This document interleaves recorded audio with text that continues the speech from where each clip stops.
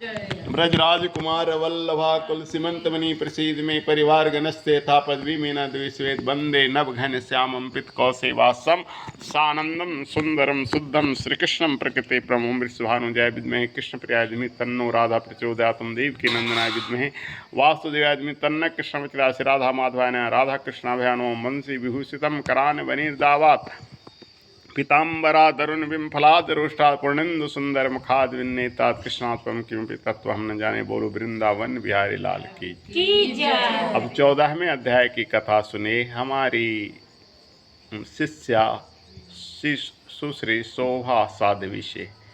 ले लो बोलो 14वां अध्याय से बोलो। श्री नारायण बोले राजा, जोर से बोलो यहाँ तक मैं कैच करे। हाँ, इसी प्रकार के चिंताग्रह रखते ही था कि एक समय वाल्मीकि जी आश्रम से यहाँ आए। राजा ने जल्दी से उठकर दीक्षित उन्हें चरणों में नमस्कार किए। तब वाल्मीकि जी ने ऋषियों से राजा से चिंतामन देखकर कहने लगे, राजन, तेरे मन में जो कुछ भी है चिंतित ना हो, वह तुम्हारे बिना संकोच कहते हुए क्या बताए।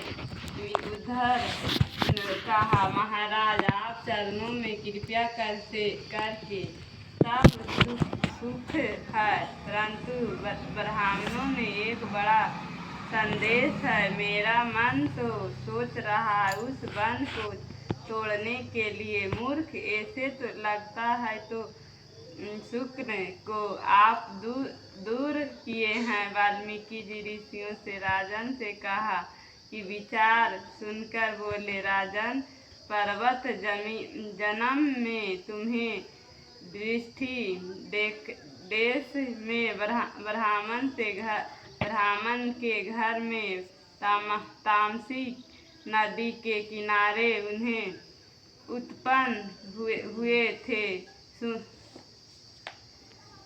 सुखदेव तुम्हारे मन था। तुम धार्मिक सत्यवानी जितना मिला है उतनी ही में संतुष्ट रहोगे। वे बोले थे, तुम्हारे स्त्री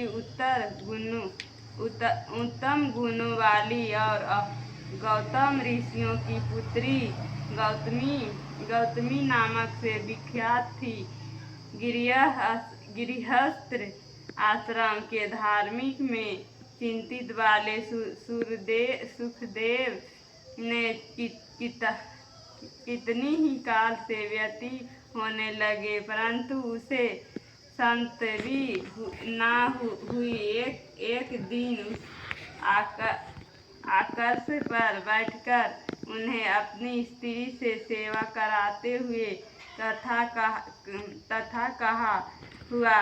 ब्राह्मण कहने लगे कि हे सुंदरी, संसार में पुत्र से प्रेम कोई सुख नहीं है, क्योंकि तब दान से उत्पन्न पुत्र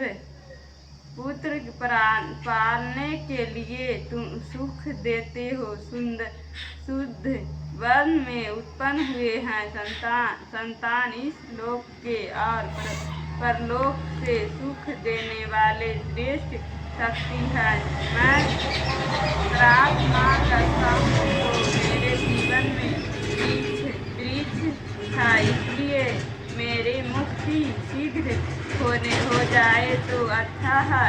इस प्रकार अपनी पति के वचन को सुनकर सुंदरी ने मन में अत्यंत दुखी हुआ और बोला, परेशान से ऐसे कुछ बनाए बात कहने लगे। तुम्हारे जैसे वैष्णवी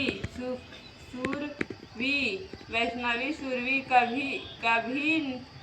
कभी निराश नहीं है। तो मैं विपरीत, यदि आपका पुत्र की इच्छा है तो हरि गण राष्ट्र आराधना करेंगे। वह ब्राह्मण श्रेष्ठ अपने धर्म पत्नी से वचन को सुनकर ताप्ती नदी